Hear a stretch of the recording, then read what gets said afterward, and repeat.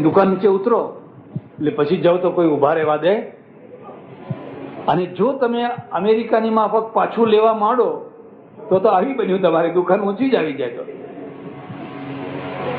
અને કે અમારી આ બિઝનેસ ટ્રીક છે, અમે કઈ દયા નથી કરતા, કઈ ઉપકાર નથી કરતા. એના કારણે અમારો ધંધો વધારે સારો જામે છે, અમારી ક્રેડિટ ઊભી થાય છે. ડોક્ટરની પણ એક ક્રેડિટ હોય છે.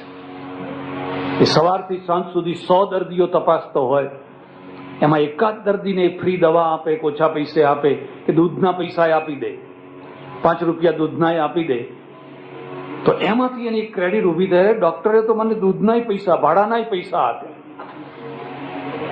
અને જો તમારી માનવતા હોય તો પછી કહેવાની વાત જ ક્યાં છે. એટલે સજ્જનો, હું એમ માનું છું કે ડોક્ટરી લાઈન એક એવી લાઈન છે કે આ 4 બાબતો પૂરી થઈ શકે. સારી કમાણી કરી શકો, સારી ક્રેડિટ ઊભી કરી શકો, સારું નોલેજ પ્રાપ્ત કરી શકો, અને જો તમારા ખૂણા હૃદયના અંદર માનવતા પડી હોય તો તમને માનવતાનું કામ કરવાની પણ ભરપૂર તકો મળે, ભરસક તકો મળે. અને આ 4 બાબતો જેને મળતી હોય એને હિમાલય સાધના કરવા જવાની જરૂર, એની સાધના એના દવાખાનામાં જ છે. અને એના ઈષ્ટદેવ રોતા કકડતા આવનારા દર્દીઓ છે. અને એ દર્દીઓ જયારે હસતા હસતા જાય એની સાધના સફળ થઈ ગઈ, ધન્ય થઈ ગઈ. ભાઈ શ્રી તુલસીદાસ મારા બહુ જૂના ઓળખીતા માણસ છે, ફ્રીડમ ફાઇટર છે, ઘણાને ખબર હોય કે ન હોય, સ્વાતંત્ર્ય સેનાની છે. એક ટાઈમ હતો જ્યારે આ ગુજરાત માટે, ભારત માટે નોકરી, ધંધો, ભણવું ગણવું બધું પડતું મૂકીને ઝઝૂમતા હતા, લડતા હતા. પછી આઝાદી મળી, અને આઝાદી મળ્યા પછી પણ એ જંપીને બેઠા નહીં. એમના સમાજને બેઠો કરવા માટે 42 ગામ લેવા પાટીદાર, એ આખા સમાજને ઊંચો લાવવા માટે એ જે ઝઝૂમ્યા છે ને, જે એમણે દિવસ એક કરીને ગામડે ગામડે જે ધૂળ ફાંકી છે તેનો હું સાક્ષી છું. એમના દીકરા યશવંતભાઈ, અને યશવંતભાઈએ મહેસાણામાં આ જ પ્રકારનું સાધન વસાવ્યું અને ઘણી સફળતાથી એનો ઉપયોગ મહેસાણામાં થઈ રહ્યો છે. ત્યારે મહેસાણા કરતા હું પાલનપુરને વધારે મહત્વ આપું છું. બનાસકાંઠા પછાત જિલ્લો છે, કદાચ હશે, પણ પાલનપુર પછાત નથી. છે પછાત? પાલનપુર પછાત નથી, ડીસા પછાત નથી, થરાદ પછાત નથી. આ પાલનપુરના વાણિયા અબજો અબજો રૂપિયાના હીરાનો વેપાર કરે છે. આખું બેલ્જિયમ, આખું ઇઝરાયલ, આખું મુંબઈ એમના ગજવામાં હોય છે. હું ઘણી વાર કહું કે જે લોકો લોખંડનો ધંધો કરે, ગોળનો ધંધો કરે, મગફળીનો ધંધો કરે, એને મોટા મોટા ગોડાઉન રાખવા પડે. એમનું ગજવું એ જ ગોડાઉન. હીરાવાળાને તો એમના આવડું પડીકું હોય, ગજવામાં મૂક્યું એટલે ચાલ્યું. એમને કઈ મોટા ગોડાઉન રાખવાની જરૂર નથી. પાલનપુરના આજુબાજુના બનાસકાંઠાના સપૂતો બહાર નીકળ્યા અને હીરાના ધંધામાં પડ્યા અને આખા દેશને દુનિયામાં ચમકાવ્યું. અબજોપતિઓ છે ને કરોડોના દાન આપનારા છે, પાછા કરોડોના દાન આપનારા સારા સારા માણસો છે. એટલે ભલે કદાચ બનાસકાંઠાના 2-3 તાલુકા પછાત હશે, પણ પાલનપુર કઈ પછાત નથી. બનાસકાંઠાના જે મોટા મોટા નગરો છે એ પછાત નથી. અને બીજી પાલનપુરની જમા બાજુ એ છે કે રાજસ્થાન પાલનપુર આવે છે. અહીંનો કોઈ માણસ દવા કરાવવા માટે કઈ રાજસ્થાન જતો? રાજસ્થાનનો માણસ આંખનું હોય, કાનનું હોય, નાકનું હોય, કેન્સરનું હોય, ટીબી હોય, જે કોઈ જૂના દર્દો હોય, અને હું એ પણ જાણું છું કે ઘણો દુરુપયોગ પણ થતો હોય છે. આ અબૂધ પ્રજા આવે, અજ્ઞાની પ્રજા આવે, મુઠ્ઠી ભરી ભરીને એને પોઈઝનની ગોળીઓ અપાતી હોય છે. અને સારા ડોક્ટરો હોય છે કે પોઈઝનની ગોળીઓ આપે છે એટલે તરત પેલાને સારું લાગે કે હા શક્તિ આવી, કઈ સાચો ઉપાય નથી. એ ધંધા પ્રત્યેની ગદ્દારી છે. તમે તમારા ધંધા પ્રત્યેની ગદ્દારી છે. પણ ઘણા સારા ડોક્ટરો છે જે એને સાચી ટ્રીટમેન્ટ આપે છે, અને એના કારણે પાલનપુરનો યશ છે, એના કારણે પાલનપુરની કીર્તિ છે. એટલે હું ભાઈ શ્રી યશવંતભાઈ પાસે એટલી અપેક્ષા રાખું કે તમે પૂરેપૂરો ચાર્જ લેજો. કોઈને ફ્રી કરો એવી હું ભલામણ નથી કરતો. તમને લાગે કે આ ગરીબ માણસ છે ને કરવા જેવું હોય તો ખુશીથી કરજો, પણ 100 પૈસાનું જ્યાં બિલ થાય ત્યાં 100 પૈસાનું વળતર આપવાનું. 100 પૈસાનું બિલ બનાવીએ અને 25 પૈસાનું વળતર ના આપીએ તો હું સમજુ છું કે ધંધા પ્રત્યેની ગદ્દારી છે. આજે તો બિલ ભરનારા હવે લોકો છે, હવે તો બિલ ભરી શકે એવા ઘણા માણસો થયા છે. તમે સારામાં સારું બિલ બનાવો, પણ સારામાં સારી સેવા આપો, વિશ્વાસપૂર્વકની પ્રામાણિકતાપૂર્વકની સેવા આપો. તમારો ધંધો જામવાનો, ધંધો ફેલવાનો, લોકો સુખી થવાના અને તમારો યશ થવાનો. છેતરવાના કારણે ભારત મરી રહ્યું છે. આખી દુનિયામાં જો ભારત આજે મરતું હોય ને તો એનો એક જ કારણ છે કે ભારત એટલે છેતરપિંડી. માલ બતાવો જુદો, આપે જુદો, ભાવ જુદો, આમ જુદો, છેતરપિંડી. અત્યારે તમને ખબર હોય કે ન હોય, અમારે ચડોતરમાંથી 7-8 લાખ રૂપિયા ખર્ચીને લોકો પેસી જાય છે ઇલીગલ. ખોટી રીતે અમેરિકામાં પેસી જવાનું. 7 લાખ રૂપિયા 8 લાખ રૂપિયા આપો અને પેસી જાઓ. અને એનું પરિણામ એ છે કે સાચા માણસોને પણ એરપોર્ટ ઉપર હેરાન થવું પડે. હું આખી દુનિયામાં ફરું, બધા પાસપોર્ટ વાળાને જલ્દી જવા દે. ઇન્ડિયા પાસપોર્ટ આવે એટલે કઈક ઉભા રહો, એક તરફ ઉભા રહો. ઇન્ડિયન પાસપોર્ટની વેલ્યુ એટલી કે આપણને પૂછીને દમ કાઢી નાખે. કેમ ભાઈ, ઇન્ડિયાએ શું ગુનો કર્યો છે? કેમ ઇન્ડિયાને જ કેમ પૂછો છો, બીજા કોઈને કેમ નથી પૂછતા? એ ઇન્ડિયા વાળા બધે પેસી જાય છે, ઇલીગલ પેસી જાય છે, એટલે ઇન્ડિયા ઉપર ભરોસો નથી રહેતો. આપણે આ છાપ ધોવાની છે, અને જે માણસ જ્યાં હોય ત્યાંથી એને ધોવાની છે. છેતરપિંડીથી આપણે બહુ નુકસાન ભોગવી રહ્યા છીએ. જો આપણે આ છેતરપિંડી કરવાનું બંધ કરીએ તો તમે તો બમણું અમેરિકા છો, તમે તો ડબલ અમેરિકા છો. આટલું જો બંધ કરી શકો તો. એટલે હું પરમેશ્વરને હૃદયથી પ્રાર્થના કરું કે યશવંતભાઈએ જે અહીં સાહસ કર્યું છે, 66 લાખ રૂપિયાથી માંડીને 1 કરોડ રૂપિયાનું રોકાણ, ડોક્ટરશ્રીએ કહ્યું એ સાચી વાત છે. તો એ મોટા રોકાણને ખૂબ સારી સફળતા મળે, લોકોના દર્દો બહુ જલ્દીથી નિદાન થાય અને એના સાચા ઉપાયો થાય, લોકો દર્દ મુક્ત બને અને હસી ખુશી પૂર્વકનું જીવન જીવે. યશવંતભાઈને ભગવાન યશ આપે એવી મારે અંતરથી પ્રાર્થના.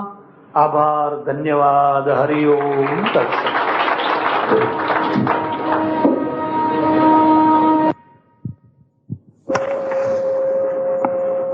પૂજ્ય સ્વામી સચ્ચિદાનંદજીની 200 ઉપરની જુદા જુદા વિષયો ઉપરના પ્રવચનોની કેસેટો તથા 25 ઉપરના પુસ્તકો છે. આપ સૌ વધુમાં વધુ આ કેસેટોને સાંભળો તથા સંભળાવો તથા પુસ્તકો વાંચો તથા વંચાવો, જેથી ધર્મ તથા સમાજમાં જરૂરી સુધારા થાય તથા જાગૃતિ આવે. સ્વામીજીની પ્રત્યેક કેસેટની પોતાના ઉપયોગ માટે નકલ કરવાની છૂટ છે. 1-8-1996 આણંદમાં એડવર્ટાઇઝિંગ એસોસિએશનના કાર્યક્રમ પ્રસંગે સ્વામી સચ્ચિદાનંદજીનું થયેલું પ્રવચન. ઓમ નમઃ શાંતાય તેજસે.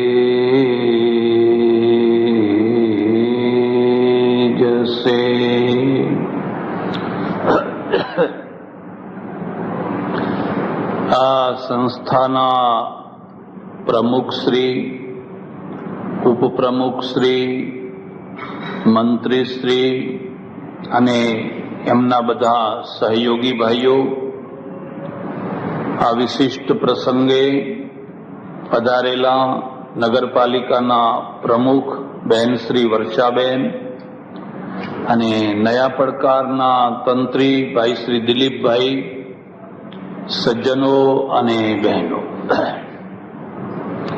2 શબ્દો યાદ રાખજો: પ્રસાર અને પ્રચાર. પ્રસરવું અને પ્રચરવું. આણંદ નગરપાલિકા પોતાની હદનો વિસ્તાર કરે એનું નામ પ્રસાર છે. તમે તમારા દેશનો વિસ્તાર કરો, તમે તમારા વેપારનો વિસ્તાર કરો, તમે તમારી પેઢીનો વિસ્તાર કરો, એ બધું પ્રસરવું છે. પણ તમારી પાસે જે કંઈ છે એ બધી વાતને, વસ્તુને એને યોગ્ય માણસો સુધી પહોંચાડો, અસરકારક રીતે પહોંચાડો, એનું નામ પ્રચાર છે. તમારે ધર્મને પહોંચાડવો હોય તો ધર્મનો પ્રચાર કરો. તમારે વેપારને પહોંચાડવો હોય, વસ્તુને પહોંચાડવી હોય તો એનો પ્રચાર કરો. જે કંઈ તમારી પાસે છે એને લોકો સુધી પહોંચાડવા માટે એનો પ્રચાર કરવો જરૂરી છે. એમ કહી શકાય કે આપણા ત્યાં ઘણી વસ્તુઓ નથી, એમાંનું એક તત્વ પ્રચાર કરવાની વસ્તુ પણ નથી. તમને કદાચ સ્વીકાર્ય બને યા ના બને, ખ્રિસ્તી ધર્મે પ્રચારકો ઉભા કર્યા, બૌદ્ધ ધર્મે પ્રચારકો ઉભા કર્યા, આપણે પ્રચારકો ઉભા ના કર્યા. હવે કંઈક થોડું થાય છે, પણ બહુ ખાસ સફળતાપૂર્વક નહીં. બૌદ્ધ ધર્મના પ્રચારકો હિમાલય પાર કરીને તિબેટ ગયા, પેલી તરફ લંકા ગયા, તિબેટ વાળા ચાઇના ગયા, મંગોલિયા ગયા, મંગોલિયાથી કોરિયા ગયા, કોરિયાથી જાપાન ગયા. આખો પૂર્વ એશિયા તમે જુઓ તો બૌદ્ધ ધર્મથી પ્રચલિત થઈ ગયો, પ્રસરિત થઈ ગયો. પેલી તરફથી હુએન સાંગ, ઇત્સિંગ, આ બધા લોકો અહીંયા આવ્યા. પણ તમારા આશ્ચર્ય વચ્ચે તમને એમ નવાઈ લાગશે, હિન્દુ ધર્મનો ઝંડો લઈને કોઈ પ્રચારક ક્યાંય નીકળેલો તમને દેખાશે નહીં. આપણે શું ઊભું કર્યું? આપણે ધર્મને કર્મકાંડ બનાવ્યું, અને કર્મકાંડ આજીવિકાનું માધ્યમ બન્યું, પેટ ભરવાનું માધ્યમ બન્યું. હમણાં મારે ત્યાં એક પત્ર આવ્યો, સૌરાષ્ટ્રમાં એક જગ્યાએ એક બેન, પટેલની દીકરી, તપસ્વી જીવન જીવે છે, બહુ સાધના કરે છે. એણે મને પત્ર લખ્યો કે મને આવા સ્વપ્નો આવે છે. દરિયા કિનારો છે, એક ટેકરી જોઉં છું, ટેકરી ઉપર હું ઊભી છું, અને કોઈ દાઢીવાળા સાધુ મને કોઈ મંદિર તરફ બોલાવે છે. આવા સ્વપ્નો મને વારંવાર આવે છે. તો આવા સ્વપ્નો કેમ આવતા હશે? મેં એક પુરોહિતને પૂછ્યું, તો પુરોહિતે કહ્યું તમારા પૂર્વજો નડે છે, પૂર્વજો નડે છે એટલે તમને આવા સ્વપ્નો આવે છે. આ વાત સાચી છે. કોઈને કંઈ નડે તો મને કંઈક મળે, કોઈને કશું નડે જ નહીં તો મને તો કશું મળે જ નહીં. તમને નવાઈ લાગશે, ભારતમાં 1.5 કરોડ માણસો કોઈને કોઈ પ્રકારની અંધશ્રદ્ધા કે નડતર કે ભૂત ભુવા એવા કોઈને કોઈ પ્રકારમાં આજીવિકા મેળવી રહ્યા છે. મને નથી લાગતું કે આટલો મોટો વર્ગ બીજા કોઈ ધંધામાં રોકાયેલો હોય. તમે બીજો કોઈ પણ ધંધો લો, આટલો મોટો વર્ગ કોઈ જગ્યાએ રોકાયેલો નથી. અને આ દેશમાંથી જો અંધશ્રદ્ધા, વહેમ એ બધું જો નીકળી જાય તો એક તરફ તો ઘણી શાંતિ થાય, પણ આ 1.5 કરોડને રોજી શું આપવી? આ બધાને કયા ધંધે વળગાડવા? એમનામ બીજું કંઈ તો આવડતું નથી. એણે કહ્યું કે તમારા પૂર્વજો તમને નડે છે. એક બીજી વાત પણ યાદ રાખજો, તમે કોઈ ખોટું ના લગાડતા, પણ લાગે તો વાહ વાહ. હવે મારે તો બીજી કંઈ એવી કંઈ છે નહીં, ભાઈ તમને ખોટું લાગ્યું તો મારી દીકરી પાછી આવશે કે આપણો વેવાઈનો સંબંધ તૂટી જશે કે એવું કંઈ છે નહીં. એટલે જે થવું હોય એ થાય. પટેલોનું ગામ હોય ને ત્યાં ભૂત ભુવા વાળાનું બહુ જબરજસ્ત ચાલે. એમાં કંઈ એને ચિંતા કરવાની જ. ભેંસો હોય તો ભેંસો દોવા ના દેતી હોય એટલે એક દોરો કરવાની જરૂર પડી હોય. કંઈ ને કંઈ દોરા ધાગા નડતર ચાલ્યા જ કરે. રાજસ્થાનથી જે બ્રાહ્મણો આવે એ બધા ખડીવાળાને ખોળે. ખડીવાળાને એટલા માટે ખોળે, એમને જઈને તરત જ કે પટેલ તમારી ખડીમાં કોઈ જગ્યાએ હાડકું દટાયેલું છે અને એના કારણે તમારો ધંધો જામતો. હવે એને કોણ સમજાવે કે ધંધાને ને હાડકાને કંઈ લેવા દેવા નથી. હાડકું દટાયેલું હોય તોય ભલે ને ના દટાયેલું હોય ભલે, એને ધંધાને ને એને કશું લેવા દેવા નથી. પણ જેને કશું લેવા દેવા નથી એને તમે સજ્જડ રીતે લેવા દેવાનું કરી આપો, બસ એનું નામ તો નડતર છે. નડતરનો બીજો અર્થ શું છે? મંગળને ને તમારે કંઈ લેવા દેવા નથી. મંગળ બિચારો કરોડો માઇલ દૂર બેઠો છે, એને એનું ભ્રમણ કરી રહ્યો છે, પણ એ મંગળને એવી રીતે તમને જોઈન કરી આપો કે મંગળ તમને નડતો થઈ જાય નહીં. તમને નડતો થાય એટલે મારો ધંધો ચાલતો થઈ જાય. પહેલા કોઈને કશું નડતું નતું, કારણ કે કોઈ કુંડળીઓ બનાવતા નતા, અને હવે બધા કુંડળીઓ બનાવવા લાગ્યા એટલે બધાને કઈ ને કઈ નડતર ચાલુ થઈ. મારા ઓળખીતા એવા કેટલાય સજ્જનો છે, મને કે અમે તો 2-3 કુંડળીઓ રાખીએ છીએ, કારણ કે કન્યા આપવી હોય એટલે હવે લોકો પહેલા કુંડળી માગે. તમે કંઈક પહેલા તમારી કુંડળી આપો, અને એ કુંડળીને મળતી કુંડળી હોય એ અમારે એને આપવાની, સાચી કુંડળી નહીં આપવાની. લોકો કન્યા નથી જોતા, વર નથી જોતા, કુંડળી જોવે છે. તમને હું શું વાત કરું, આમાં ભણેલો વર્ગ પણ બાદ નથી. મારા એક ઓળખીતા પ્રોફેસર 40 વર્ષ સુધી એટલા માટે ના પરણ્યા કે એમને મંગળની કન્યા નામ મળી, મંગળની કન્યા જોઈતી, અને છેવટે એમને મંગળની કન્યા મળી. એ પ્રોફેસર મળી અને 2 પરણ્યા, બહુ રાજી થયા. 6 મહિના થતા થતા રોડ ઉપર તમાચા મારીને એકબીજા છૂટા પડ્યા. મેં એમને પૂછ્યું, લે તમે રોડ ઉપર લડ્યા અને છૂટા પડ્યા તો તું 40 વર્ષ સુધી પરણ્યો નહીં, હવે મંગળની કન્યા મળી તો હવે તો ઠીક થવું જોઈતું હતું ને. મને કે મંગળની ખરી, પણ એના ઉપર ગુરુની દૃષ્ટિ પડતી હતી, એના ઉપર ગુરુની દૃષ્ટિ પડતી હતી. હવે કોની દૃષ્ટિ પડવી જોઈએ? ત્યારે ભારત એક એવો દેશ છે જેને અંધશ્રદ્ધાથી મુક્ત કરવો અસંભવ છે, કઠિન છે. મારે એ ચર્ચા નથી કરવી. મારે તમને આ દુઃખની વાત એ કહી છે, આપણે પ્રાચીન કાળમાં ખ્રિસ્તીઓની માફક, મુસ્લિમોની માફક, બૌદ્ધોની માફક ધર્મ પ્રચાર ન કરી શક્યા. આપણે ન કરી શક્યા, જૈનોય ન કરી શક્યા, અને અત્યારે નથી કરતા. અત્યારે અમે બધા પરદેશ જઈએ એટલે પેપરમાં ફોટા છપાવીએ, ઘરની એડવર્ટાઇઝ આપીને, ફલાણા ફલાણા ફલાણા મહારાજ, ભારતીય સંસ્કૃતિનો પ્રચાર કરવા માટે. આ તદ્દન ખોટી વાત છે. ભારતીય સંસ્કૃતિનો પ્રચાર કરવા માટે નહીં, ઉઘરાણા કરવા માટે. એમ ચોખ્ખું લખવું પડે કે ઉઘરાણા કરવા માટે જાય છે.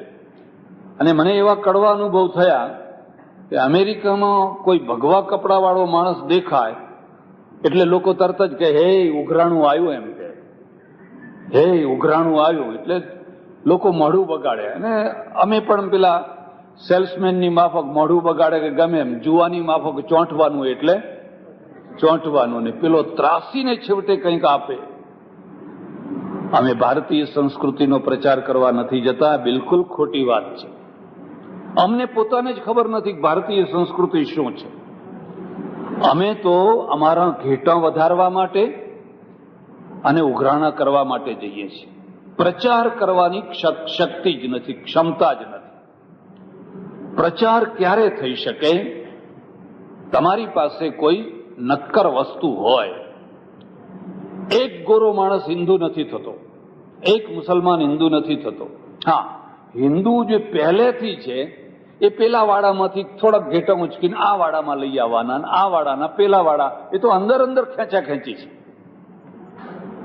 બહારના તો કોઈ માણસ આવતા નથી. તમે વૈષ્ણવને સ્વામિનારાયણ બનાવો કે સ્વામિનારાયણને જૈન બનાવો, એ અંદર અંદર બધા જે છે, હવે એને ના બનાવો તો એમાં કશો ફરક પડતો નથી. એ તો જે છે એ છે જ. ગોરા કેટલા હિન્દુ થયા, મુસ્લિમો કેટલા હિન્દુ થાય છે, ગોરાની વાત જવા દો. આપણા બાળકો હવે જે પ્રદેશમાં મોટા થયા એ અને આ મમ્મી પપ્પાને પ્રશ્ન પૂછે છે, મમ્મી એલિફન્ટ ગોડ એટલે શું, મંકી ગોડ એટલે શું?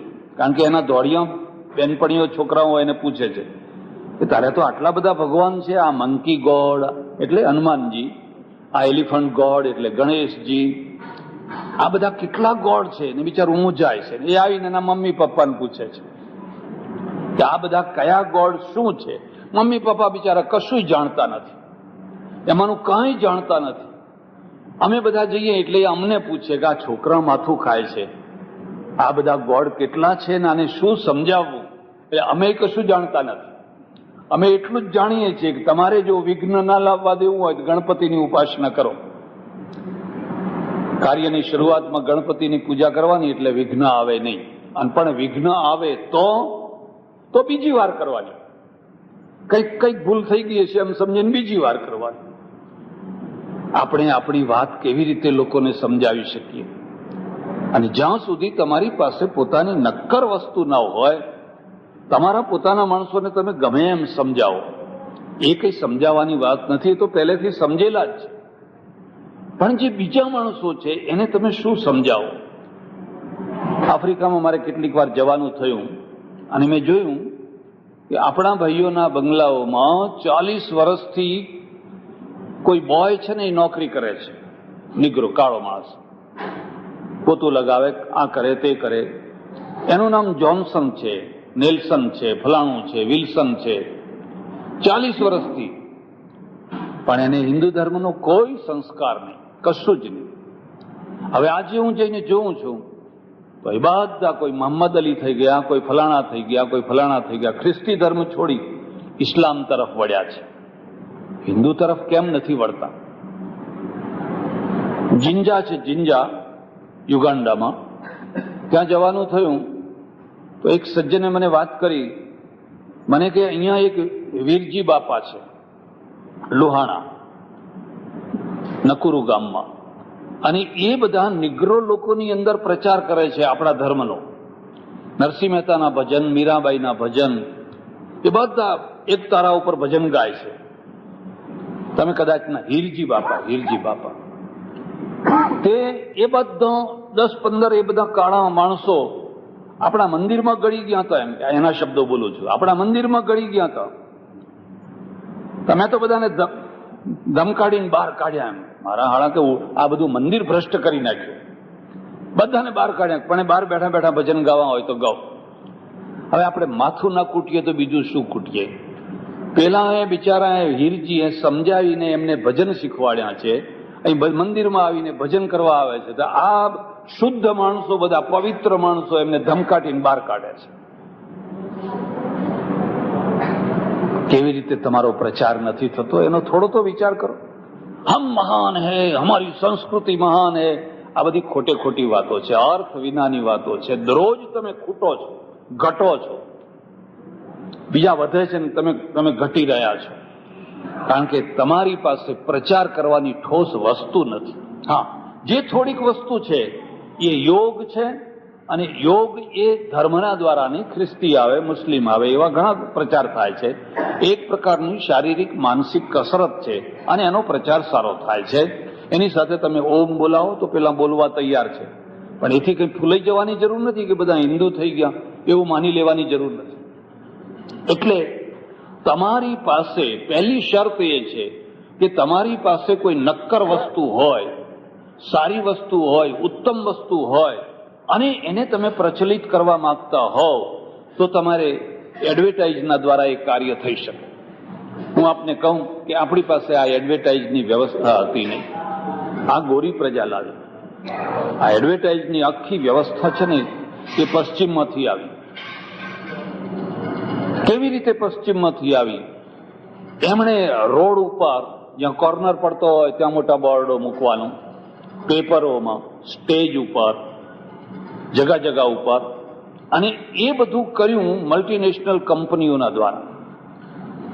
અમેરિકામાં એક એવી પદ્ધતિ છે કે તમારી પાસે એક સારામાં સારી વસ્તુ છે, પણ જો તમારી પાસે પ્રચાર તંત્ર ન હોય તો તમારી 7 પેઢી મરી જાય ત્યાં સુધી લોકો સુધી પહોંચે નહીં. એક નાના વર્તુળમાં પહોંચીને ખલાસ થઈ જાય. પણ તમારી પાસે જો સારામાં સારું પ્રચાર તંત્ર હોય તો તમે એની એ વસ્તુને રાતોરાત લોકો સુધી પહોંચાડી શકો છો, રાતોરાત પહોંચાડી શકો છો. અને એટલે ન્યુયોર્કનું જે ન્યુયોર્ક ટાઈમ્સ છપાય છે, 2.5 કિલો એનું વજન હોય છે, 2.5 કિલો વજન. એટલે એમાં એડવર્ટાઇઝ જ મોટા ભાગે હોય, વાંચવાનું તો થોડું જ હોય, એડવર્ટાઇઝ જ એટલી બધી હોય. એટલું જ નહીં, અમેરિકામાં એવા કેટલાય પેપરો છે માત્ર એડવર્ટાઇઝના અને મફત વેચવાના, તમારા બારણે આવીને નાખી જાય, તમારા બારણે આવીને નાખી જાય, પૈસો લેવાનો નહીં એટલા. અને એમાં એટલી બધી કામની વસ્તુઓ હોય. આ બહેનો ગૃહિણીઓ છે તો આવે એટલે તરત જ વાંચવા જ લાગી જાય કે કઈ વસ્તુ ક્યાં મળે છે, કેટલા ભાવમાં મળે છે, બધું ચોખ્ખું હોય. હજુ આપણે ત્યાં ભાવતાલ લખાતા નથી, કારણ કે ભાવતાલ થાય છે, ભાવતાલ થાય છે. સવારના જુદા, બપોરના જુદા, સાંજના જુદા, માણસ વાર જુદા. પેલા લોકોને ફિક્સ છે, ઉપર ટીકડું લગાવેલું છે, અહીંયા લખેલું છે કે આ ઘડિયાળ છે, આ $2 તમને મળશે, એટલે તમે તરત જ પહોંચી જાઓ, ટાઈમ બચે છે, માથાકૂટ બચે છે. હવે આપણે પણ એ જગ્યાએ પહોંચી રહ્યા છીએ, આપણે પણ એ જ જગ્યાએ પહોંચી રહ્યા છીએ. આપણે ત્યાં પણ ઘણી એવી દુકાનો હવે શરૂ થઈ છે જ્યાં ભાવતાલ નહીં કરવાના, જે કહ્યું એ તમારે લો અથવા ના લો. હજુ એવી ઘણી દુકાનો છે કે મારા એક ઓળખીતા સજ્જન છે, અમે એનું નામ જ કડદા માસ્ટર રાખ્યું છે, કડદા માસ્ટર. આગ્રા ગયો તાજમહાલ જોવા, પેલા બૂટ છે ત્યાં સારા વેચાય, તો બૂટનો ભાવ પૂછ્યો $400. તમે કલ્પના કરો છો એ 400 બૂટ કેટલામાં લાવ્યો? $45. એ 400 બૂટ 45 લઈ આવ્યો, તો ગજબ કહેવાય. હવે 400 બહુ બહુ તો આપણે 300 કહીએ, 350 કહીએ, કેટલું કઈ કઈને કેટલું કહીએ. પણ એ તો કે હું સીધો 400 ઉપરથી મીંડું કાઢીને મેં તો કહ્યું 40 આપું ભાઈ તને. હાના કરતા 45 બૂટ લીધા મેં. એનું નામ જ કડદા માસ્ટર છે. તમે એને ગમે ત્યાં મોકલો, ભયંકર કડદો કરીને આવે અને લે આવે. 45 પેલાને કંઈક પોસાયું હશે ત્યારે આપ્યા હશે. ફોરેનરો બધા આવે અને ફોરેનર્સો બધા આ બધું જુએ અને એનો અનુભવ એમને થાય, કેવી છાપ લઈને જાય. આપણે કદી આપણી છાપ વિશે ચિંતા નથી કરતા. આપણી કેવી છાપ પડશે એ વિશે આપણે કદી ચિંતા નથી. કે દુનિયાભરના એરપોર્ટ ઉપર ઇન્ડિયાનો પાસપોર્ટ જુએ એટલે તરત જ એક તરફ ઉભા કરી દે, અડધો પોણો કલાક પૂછ કરે. બીજો પાસપોર્ટ હોય બ્રિટનનો, અમેરિકાનો, એના વિઝાય નહીં, તરત જ જવા દે. આજ એક પાસપોર્ટ એવો છે કે તમને જાત જાતનું બધું પૂછે. મારે ગ્રીસ જવાનું થયું તો બહુ લાંબી કથા છે. લાઈનમાં મારો પાસપોર્ટ આવ્યો એટલે મને પહેલા પ્રશ્ન પૂછ્યો, તારી પાસે પૈસા છે? મેં કહ્યું આ બધા આગળ ગયા એમાંના કોઈને ના પૂછ્યું, મને જ કેમ પ્રશ્ન પૂછ્યો. લંડનથી અમે નીકળ્યા ત્યારે સાથેના માણસો હતા, એમણે કહ્યું બાપજી તમારે પૈસા રાખવાની જરૂર નહીં, અમારી પાસે છે જ ને. પણ મને એવા ગુરુ મળ્યા છે કે કોઈ દિવસ યાત્રા કરતા હોઈએ તો પોતાના પૈસા પોતાની પાસે જ રાખવા. ખબર નહીં કોની સાથે ક્યારે ઝઘડો થઈ જાય, કયો માણસ ક્યારે જુદો પડી જાય અને તમારા પૈસા લઈને જાય તો તમને મુશ્કેલી મૂકી દે. ગ્રંથ ગાંઠે ને વિદ્યા. મારી પાસે પૈસા હતા, પૈસા નતા, હું બહુ ચિંતામાં હતો. 3-4 દિવસ થઈ ગયા, સાથે 4-5 માણસો હતા અને બધા ખર્ચો કરે એવા હતા, પણ મારે એમને ખર્ચો કરાવવો નતો. મારે મારા પૈસાથી યાત્રા કરવી. જિંદગીમાં આટલો બોધપાઠ યાદ રાખજો, કોઈ પણ જગ્યાએ જાઓ પોતાના પૈસે કરવાનું બધું. કોઈનો ઉપકાર, કોઈનો એહસાન, એ બધું માથે લઈને શું કરવું છે? હું તો દેશમાં જયારે યાત્રા જાઉં ત્યારે શર્ત કરું, પહેલા પૈસા મારે લેવાના અને મારે 3 ગણો ખર્ચો થાય બધા કરતા. કોઈ એમ ના કે મેં તમને મફત યાત્રા કરાવી. શા માટે એહસાન કોઈનું લેવું? હા, ભગવાને લાચાર સ્થિતિમાં મૂક્યા હોય તો વાત જુદી છે. તમને લાચાર સ્થિતિમાં ના મૂક્યા હોય તો પછી શું કામ કોઈનું એહસાન વાતમાં લો છો? તો હું 4 દિવસથી એટલી બધી ચિંતામાં, કઈ અહીંયા મુંબઈમાં તો મને $20 આપેલા. હવે $20 કઈ યુરોપની યાત્રા ના થાય. અને બધા આવે મળવા, બધા ઘણા લોકો આવે, એ મળીને ચાલ્યા જાય. હું કોઈની પાસે માગું નહીં, કોઈ કંઈ પૂછે નહીં કે એ તો હોય બધું હશે, એમ કે બરાબર જ હશે. નરસિંહ મહેતાની માફક હું ભગવાનને ઊંડી લખું કે હે ભગવાન, આ 5મા દાડે મારે યાત્રા કરવા જવાનું છે, આખા ગ્રીસની, અરે બધા 15 દેશોની યાત્રા કરવી છે, અને આ $20 તો કંઈ થાય નહીં. અને રોજ ઉઠીને મારે આમની પાસે માગવા ના થાય, એ તો મારે મરવા જેવું થાય. એક માજી આવ્યા, ચોથા દિવસે સાંજે એક ઓળખીતા માજી આવ્યા. એમને મને એક કવર આપ્યું. મને કે લો, આ તમારા અંગત ખર્ચા માટે આપું છું, બીજા કોઈ ખર્ચા માટે, તમારા વ્યક્તિગત ખર્ચા માટે આપું છું. હું તો જરા આશ્ચર્ય થઈ ગયું. પછી ગયા રૂમમાં જઈને ખોલ્યું તો 1000 પાઉન્ડ એમાંથી નીકળ્યા. 1000 પાઉન્ડ! ઓહો, કઈ બળ આવ્યું, કઈ બળ આવ્યું, કઈ હિંમત આવી. પૈસો તો કરોડ રજ્જુ છે, તમારી કરોડ રજ્જુ છે. મેં જેવું ઓહો, નરસિંહ મહેતાએ મારી ઊંડી સ્વીકારી. બાકી આમ ઓળખીતા તો ઘણા હતા, હું ખાલી ફોન કરું તોય મને પૈસા આપે. પણ એ ફોન કરવો એ લાચારી જ છે ને. ભાઈ મારે પરદેશ જવું છે ને તમે થોડાક પૈસા મોકલાવજો, એવું શા માટે કહેવું જોઈએ? ભગવાન એવી દશા ના લાવે કોઈ. તો મને પહેલો જ પ્રશ્ન પૂછ્યો, તમારી પાસે પૈસા છે?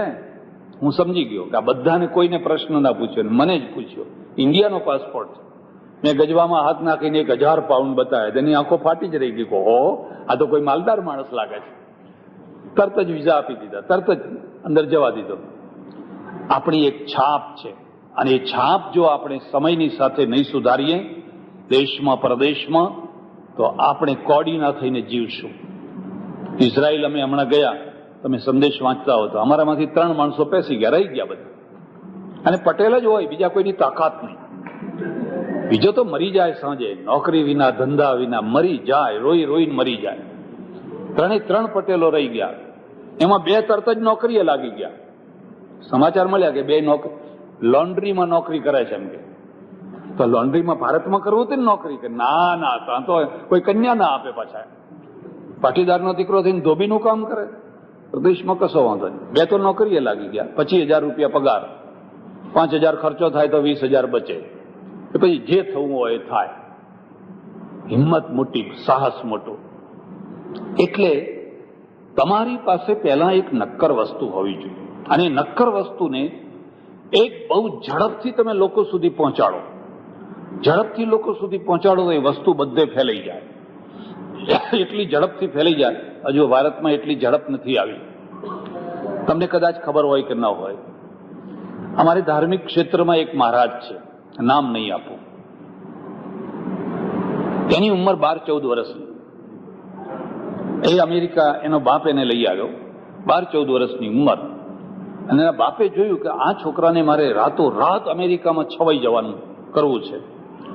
હવે કરવું કેવી રીતે? કે જે આ એડવર્ટાઇઝ વાળી કંપનીઓ છે એ કંપનીઓને બોલાવી અને કહ્યું કે આ છોકરો આખા અમેરિકાની અંદર રાતોરાત ફેલાઈ જવો જોઈએ, ચિંતા ના કરો, અમે ફેલાવી દઈશું. એ લોકોએ એવી એડવર્ટાઇઝો આપવા માંડી. તમને નવી લાગશે કે રાતોરાત ખરેખર ફેલાઈ ગયો. એટલો જોરથી ફેલાઈ ગયો કે 1.5 વર્ષ પછી જયારે ભારતમાં આવ્યો, એની સાથે 4 જમ્બો જેટ વિમાન હતા, 4 રિઝર્વ કરેલા સ્પેશિયલ જમ્બો જેટ વિમાન. એટલા અમેરિકનો ભરીને આવેલા મુંબઈ એરપોર્ટ ઉપર, ઢગલો જ ઢગલો. આ બધું એડવર્ટાઇઝના જોરે હતું. જો એડવર્ટાઇઝ ન હોત અને એક જગ્યાએ બેસીને મંજીરા વગાડ્યા હોત તો પેઢીઓ વીતી ગઈ હોત તો કંઈ થવાનું. એડવર્ટાઇઝ સારી વસ્તુ છે અને એડવર્ટાઇઝ ખોટી વસ્તુ છે. બંને બાબતો એમાં, જેમ બધામાં ગુણદોષ છે, બધામાં ગુણદોષ હોય છે. પહેલા છે એડવર્ટાઇઝ સમાચાર પત્રો, પ્રેસ અને સ્ટેજ સુધી હતી. હવે જે નવો મીડિયા આવ્યો, ઇલેક્ટ્રોનિક મીડિયા આવ્યો, અને આ ઇલેક્ટ્રોનિક મીડિયાએ પ્રેસ અને સ્ટેજ બંનેને જરા હાંસિયામાં મૂકી દીધા. આજે પણ એનો પ્રભાવ તો છે જ, નથી એમ નહીં. તમે કોઈ સ્ટેડિયમમાં જઈને જુઓ, મેચ રમાતી હોય, મેચ માટે એ દડો જ્યાં જવાનો છે એ રાઉન્ડ ઉપર કંપનીવાળા નામ લખવા માટે લાખો ડોલર આપે છે. કારણ કે કેમેરામાં એ આવવાનું, પેલો આમ દડાની સાથે એમ કેમેરા ફોકસ જવાનું, એટલે સામે તરત જ દેખાઈ આવે કોકાકોલા. આખી દુનિયા ઉપર છવાઈ જાય. આખી દુનિયા, જ્યાં કોર્નર હોય, જ્યાં દિવાલ હોય, જ્યાં ફલાણું હોય. આ બધાના પાછળનો હેતુ એ છે કે લોકોના મગજ ઉપર તમે છવાઈ જાઓ. અમેરિકામાં તો એવી સ્થિતિ છે કે કેટલીક વસ્તુઓ વગર જોતી પણ તમે ખરીદવા માટે દોડો છો. એવી એડવર્ટાઇઝ હોય કે તમને એમ લાગે કે આ તો મારે ખરીદવી જ પડશે. એક બીજી વાત છે, જેમ લખવાની પણ એક કળા હોય છે. ખાલી લખેલું છે પ્રભાવશાળી નથી હોતું. અમારે ત્યાં એક બાણ કવિ થયા સંસ્કૃતમાં, બહુ મોટા કાદંબરી, અડધો ગ્રંથ રચાયો અને મરવાનું થયું, કામ અધૂરું રહી ગયું. હવે આ બાકીનો અડધો ગ્રંથ કોણ રચશે, કેવી રીતે? બે દીકરા એમને. મોટા દીકરાને બોલાવ્યો અને કહ્યું, બેટા, પેલા લાકડા ઉપર, ઠૂંઠા ઉપર જે કાગડો બેઠો છે એવું વાક્ય તું બનાવ. જો સામે દેખાય છે ને, હા, એને વાક્ય બનાવ્યું. શુષ્કો વૃક્ષ તિષ્ઠત્યગ્રે તદુપરી તિષ્ઠતિ કાકઃ એકઃ. પેલા કાન બંધ કરી દીધા, કાન બંધ કરી દીધા. નાનાને બોલાવ્યો અને એને કહ્યું, પેલો કાગડો બેઠો છે ઠૂંઠા ઉપર, એવું વાક્ય બનાવો. એને વાક્ય બનાવ્યું. નિરસ તરુવર વિલસતી પુરતઃ તદુપરી વિલસતી વાયસ એકઃ. વાત એકની એક જ છે. જે પેલો બોલ્યો એ જ આ બોલ્યો. પણ પેલો શુષ્કો ને વૃક્ષો ને કાકઃ ને એકઃ ને, હવે આ તો માથું ફાડી નાખે. આનું નામ તો આવી રીતે કઈ સાહિત્ય થતું હશે? કાકઃ એકઃ તમને બોલવામાં કેવું લાગે છે? પેલા એક તરત જ લખી દીધું, વિલસતી વાયસ. વાયસ એટલે કાગડો. અને એટલે આ વાયસ કાગડો આ અંગ્રેજીમાં વાયસ થઈ ગયો. વોઇસ ઓફ અમેરિકા આવે છે ને, એ આપણો વાયસ છે, બીજો કોઈ નથી. એ વાયસમાંથી વોઇસ થઈ ગયો. વિલસતી વાયસ એક. શુષ્કની જગ્યાએ એને હલકો શબ્દ વાપરી દીધો, નીરસ. નીરસ એટલે શુષ્ક. અને વૃક્ષ જે કઠિન શબ્દ છે, તમારી જીભને મચેડે છે, એની જગ્યાએ શબ્દ વાપરી દીધો તરુવર. તરુવર જોડાક્ષરો નથી. નિરસ તરુવર વિલસતી પુરત અગ્રે, જો જોડાક્ષર છે, એ અગ્રેની જગ્યાએ પુરત કરી દીધું આગળ. તદુપરી વિલસતી વાયસ એક. અને એને કહ્યું, બાણે, બેટા, તું મારી કાદંબરી પૂરી કરીશ. તારામાં એવી શક્તિ છે કે તું એ કાદંબરીને પૂરી કરીશ. જેમ સાહિત્યમાં કલાની જરૂર હોય છે, શબ્દોની કલા, વાક્યોની કલા, અલંકારોની કલા, પ્રસ્તુતિની કલા, ઠીક આ જ વાત રસોઈની પણ આ જ વાત છે. રસોઈ બનાવવી, એને સારી રીતે રાખવી. મોહનથાળના ચકતા ના પાડ્યા હોય, લોંદા કરીને આપો તો સ્વાદ તો એનો એ જ આવવાનો છે. કઈ લોંદાનો સ્વાદ જુદો ના આવે. આમાં હાથમાં પકડી પકડીને આપો, એનું પેલો ચૂરો આપો તો મોહનથાળ તો એનો એ જ છે. પણ તમે જયારે એના નિશ્ચિત આકારના ચકતા બનાવો છો, એના ઉપર કંઈક વરખ લગાવો છો, ચારોળી એવું કંઈક લગાવો છો, અને એક નિશ્ચિત પ્રકારની ડીશમાં તમે આપો છો, ત્યારે એ કલા બને છે, ત્યારે એનું આકર્ષણ બને છે. એમ તમે 1000 રૂપિયા મીટરનું કપડું લઈ આવો, અને હું તમને ખાનગીમાં એક સલાહ આપું છું, કપડું સસ્તું લાવજો, કદી દરજી સસ્તો ના ખોરશો. કપડું મોંઘું ને દરજી સસ્તો, તો પછી મારા જેવો ચોંગો જ બનાવી આપશે. અમારે કઈ સસ્તા મોંઘાની કઈ સવાલ નહીં. હું કહું, લે, કોથળા જેવું બનાવી આપે, અમારે અમ્પેરી લેવાનું. પણ તમારે એવું ના ચાલે. સસ્તું કપડું હશે, પણ મોંઘો દરજી હશે, તે સસ્તું કપડું પણ તમને દીપાવી આપશે. ઠીક આ જ વાત છે કે તમારી વસ્તુને લોકો સુધી પહોંચાડવા માટે એક નિશ્ચિત પ્રકારની એડવર્ટાઇઝ જોઈએ, નિશ્ચિત પ્રકારની એક જાહેર ખબર જોઈએ. અને જાહેર ખબર આપનારાઓ છે, એ આપનારાઓને એની હથોટી હોય છે. અને આ પેપરવાળા છે, સમાચાર આપે, સમાચાર છાપે, એડવર્ટાઇઝ છાપે, અફવા છાપે અને વિકૃત સમાચાર છાપે. એટલું યાદ રાખજો, કોઈ તલવાર મારે ને તો એનો 2 કે 4 ઇંચ જ ઘા પડે અને એના ટાંકા લઈ શકાય. પણ તંત્રી કોઈને વેતરી નાખવા માંગે તો ઉભો વેતરી નાખે, એને કોઈ ટાંકા ના લઈ શકે. જેનો વડ વેતરી નાખે. તલવારના ઘા કરતા કલમનો ઘા બહુ મૂડો હોય છે. એક બહુ મોટા મહાત્મા એક એરપોર્ટ ઉપર ઉતર્યા. હવે એક પત્રકાર છે ને, એ પત્રકારે એમને પ્રશ્ન પૂછ્યો કે સ્વામીજી, તમે નાઇટ ક્લબમાં જાઓ છો? એક બીજી વાત પણ છે, પત્રકારો પેલાને ચીડવવા માંગે જાણી કરીને એવું પૂછે, તમે જો આ પેલા ઇન્ટરવ્યુ જોતા હો તો મગજ કોણ ખોઈ બેસે છે, કોણ મગજ નથી ખોતો. એટલે પ્રશ્ન પૂછ્યો. હવે આવો પ્રશ્ન પૂછવાનો હોય જ નહીં, પણ જાણી કરીને એને પ્રશ્ન પૂછ્યો કે મહારાજ તમે નાઇટ ક્લબમાં જાઓ છો? એટલે પેલા એ પૂછ્યું કે શું આ ગામમાં નાઇટ ક્લબ છે? એટલે પેલા તરત જ પેપરમાં છાપી દીધું કે મહારાજે ઉતરતા જ પહેલો પ્રશ્ન પૂછ્યો કે આ ગામમાં નાઇટ ક્લબ છે. બોલો હવે કેવું એનું આખું રૂપ કેવું થઈ જાય. અને વાતે સાચી છે, વાત સાચી છે, પણ એ પ્રશ્ન કેવી રીતે પૂછ્યો, એનો શું સંદર્ભ હતો એ નહીં લખવાનું. કે ફલાણા મહારાજ ઉતર્યા અને પહેલો જ પ્રશ્ન પૂછ્યો કે ભાઈ અહીંયા કોઈ નાઇટ ક્લબ ચાલે છે? મહારાજે કેમ એમ ના પૂછ્યું કોઈ મંદિર છે, કોઈ આશ્રમ છે, કોઈ ધર્મસ્થાન છે, એવું કશું ના પૂછ્યું ને આવું જ પૂછ્યું. લોકો ઉપર કેવી અસર થાય એની. કપાઈ ગયો પેલો માણસ, વેતરી નાખ્યો. તમારા 1000 ફોટા હોય, પણ 1000 ફોટામાંથી કયો ફોટો મૂકવો? પેલા રાવનો આમ ફોટો આવ્યો હોય, હવે કેમ આવ્યો છે? આમ લમણે હાથ દીધેલો હોય. ચંદ્રાસ્વામીના અત્યારે કેટલા ફોટા આવે, જાત જાતના બધા, કઈ પ્રકારના. એ ફોટા બોલે છે. એ કાર્ટૂન એવું રીતે મૂકે કે કાર્ટૂન બોલે છે.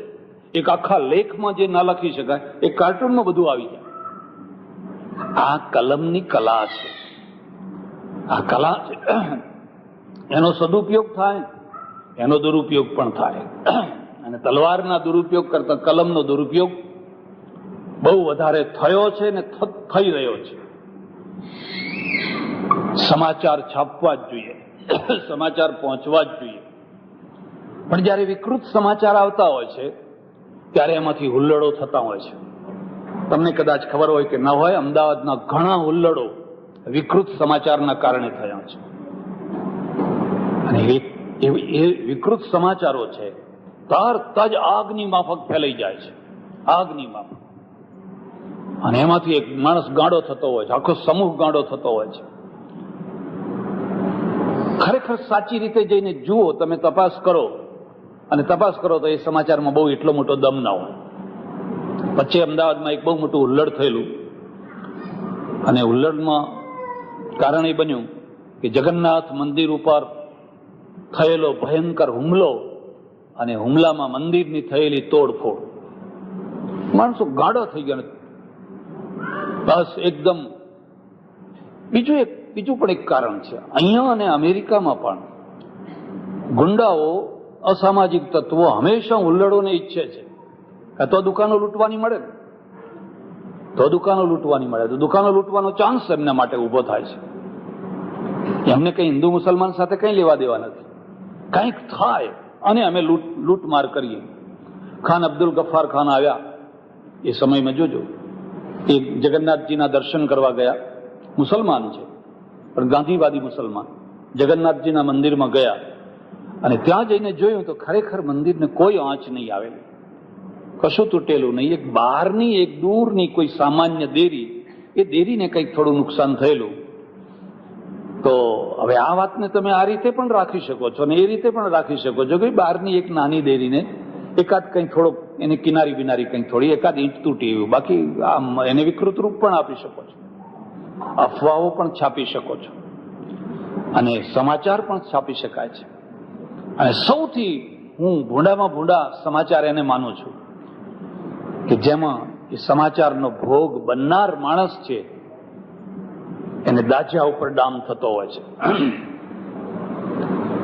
એક પેપરમાં સમાચાર આવેલા, ડભોઈ તરફ કોઈ આધેડ ઉંમરની સ્ત્રી એના 3-4 બાળકો સાથે ભાડાના ઘરમાં રહે અને પોતાનું ગુજરાન જેમ તેમ મહેનત મજૂરી કરીને કરે. એ ઘરમાં ધોળા દિવસે 3 માણસો પેસી ગયા અને એની સાથે બળાત્કાર કર્યો.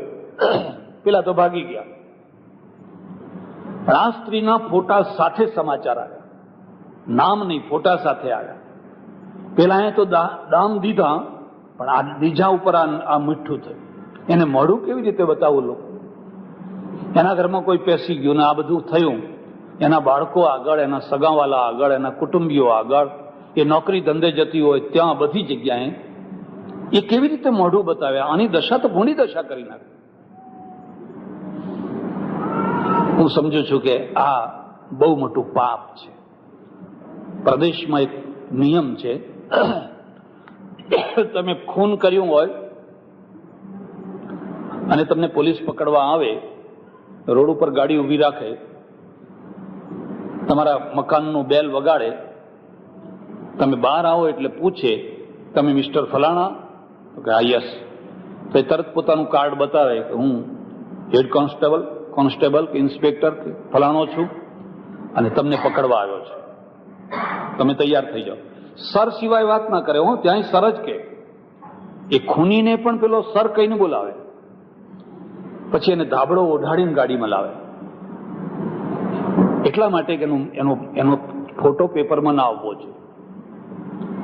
અને જો પેપરમાં ફોટો આવી જાય અને પેલો માણસ નિર્દોષ છૂટી જાય તો લાખો ડોલરનો દાવો મૂકે.